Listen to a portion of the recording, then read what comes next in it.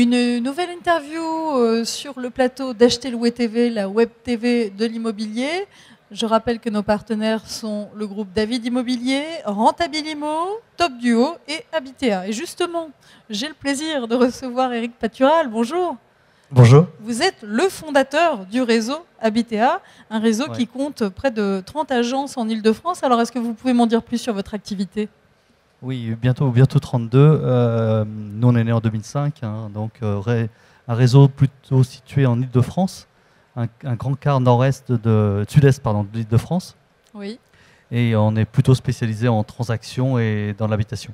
Vos agences se situent où précisément? Enfin, pas forcément les 30, mais vous pouvez nous citer quelques... Sur des axes National 19, National 4, Autoroute A4, sur Disney aussi beaucoup. On a pas mal d'agences aussi sur ce secteur-là qui se développent considérablement. Alors on annonce cette année une stagnation des prix dans les zones les plus attractives, comme Paris-Île-de-France, voire une baisse dans certains secteurs. Quelles sont vos perspectives ? Ouais, je suis comme vous, je lis, je regarde. Légère baisse ou plutôt stabilisation des prix en ce moment, c'est ce qu'on remarque. Difficile de prédire. Je ne sais pas franchement ce qui va se passer. Plutôt une stabilisation, c'est évident. Ce qui veut dire que par rapport à l'inflation, ça sera une baisse. Mais sans évidemment faire de prospective, parce que nous ne sommes pas devins, est-ce que d'ores et déjà, les produits qui présentent des défauts ont plus de mal à partir qu'avant ?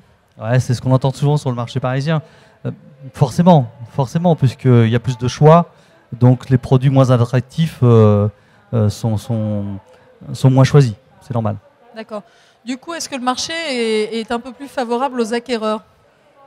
Pas encore complètement, puisque la baisse, si baisse il pourrait y avoir, elle est très lente.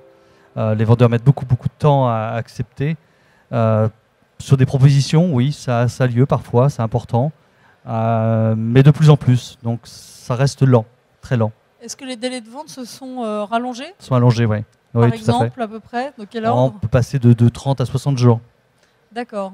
Et donc, dans ce cas-là, votre travail, c'est vraiment de faire comprendre aux vendeurs qu'il faut parfois revenir à la raison. Comment ça se passe ? Voilà, forcément. Donc, on lui informe beaucoup, on fait beaucoup de comptes rendus. En ligne, on lui dit ce que les clients ont pensé du bien. Et très régulièrement, on fait des points de commercialisation. On préconise au moins une fois par semaine, voire une fois tous les 15 jours en agence, pour faire des points de commercialisation et réajuster le prix si c'est vraiment le prix qui coince. Mais très souvent, c'est le prix. Oui, j'imagine que si un bien a du mal à partir, c'est qu'il n'est pas au prix du marché. Oui. Alors, est-ce que vous constatez que les banques ont resserré leurs critères d'attribution des crédits ? Il y en a pas mal autour, alors on ne va pas dire oui, parce que tous ils vont dire que ce n'est pas vrai. Ils sont plus exigeants sur les critères d'attribution, plus regardants, ça c'est évident. C'est-à-dire, on demande un apport personnel, ce genre de choses ? Oui, ou la qualité des relevés de compte, c'est important. Pas trop le temps d'endettement, puisque ça reste le même. Les durées de prêt ont été diminuées, donc forcément ça diminue la solvabilité. Ouais. Oui, voire même moins que 30 ans même. C'est sûr que la distribution du crédit est plus restrictive. D'accord. Et au niveau des crédits relais, est-ce qu'il y en a moins aujourd'hui ? Est-ce que Oui, beaucoup moins. Et puis les banquiers on attend d'avoir pas vendu. Voilà, on attend d'avoir vendu avant d'acheter parfois. 2008 est pas très loin, donc on a vu ceux qui s'étaient engagés.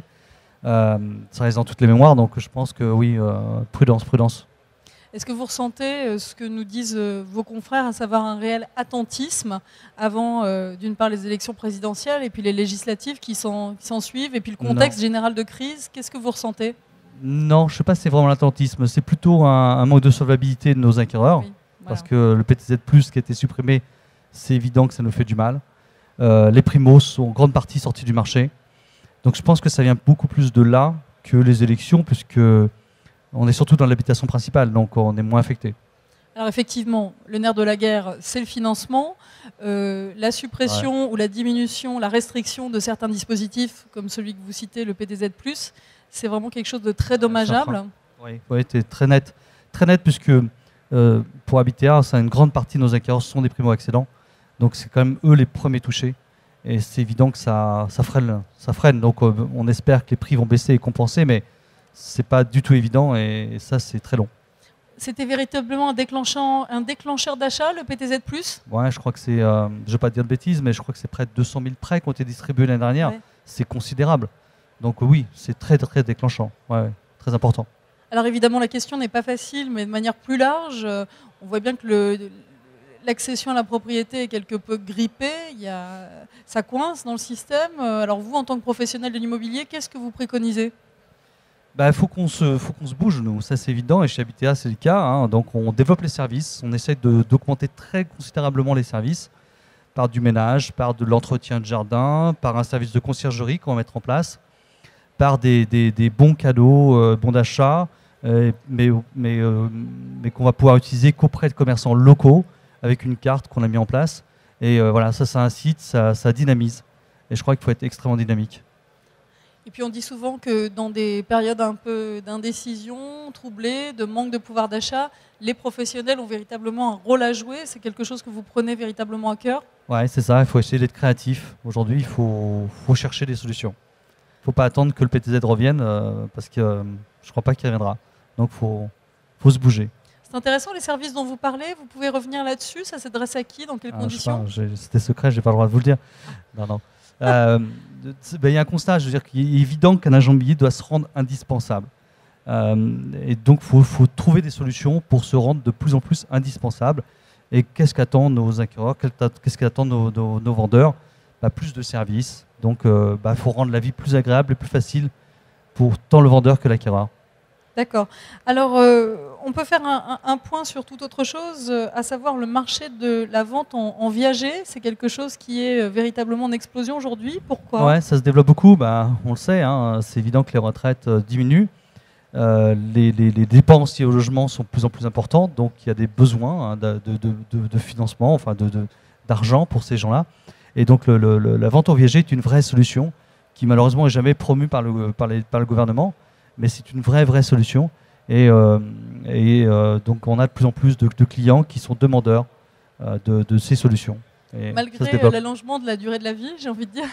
Oui, bien sûr, oui, malgré, parce que c'est un rapport gagnant-gagnant et il y a des liens affectifs aussi qui peuvent se créer. Et je pense que c'est aussi un acte social. Et je pense que la vente en viager a des valeurs. Et c'est important aussi d'avoir ces valeurs-là. Alors, toute autre chose, Éric Patural, le durcissement de la taxation des plus-values immobilières, c'est une mesure qui a eu un impact très négatif selon vous ? Psychologiquement, c'est pas bon. C'est évident que d'abord, ça incite moins à investir. Et puis tous ceux qui pouvaient espérer vendre parce qu'ils possèdent depuis au moins une dizaine d'années, donc pas trop payer de plus-value, c'est terminé. Je veux dire, quand on sait qu'on possède le bien depuis 15 ans et qu'on va avoir 80% d'imposition, c'est délirant. Donc oui, c'est un frein considérable et je pense qu'on reviendra dessus. D'accord. Eh bien, écoutez, merci beaucoup Éric Patural. On vous retrouve dans pas longtemps puisqu'on vous retrouve pour une table ronde. Et puis je rappelle que vous êtes l'un de nos partenaires sur ce salon immobilier. Voilà. Je suis sympa. Alors merci beaucoup et on vous retrouve tout à l'heure. Et quant à nous, effectivement, dans peu de temps, nous assisterons ici à une nouvelle table ronde. Je vous dis à tout à l'heure.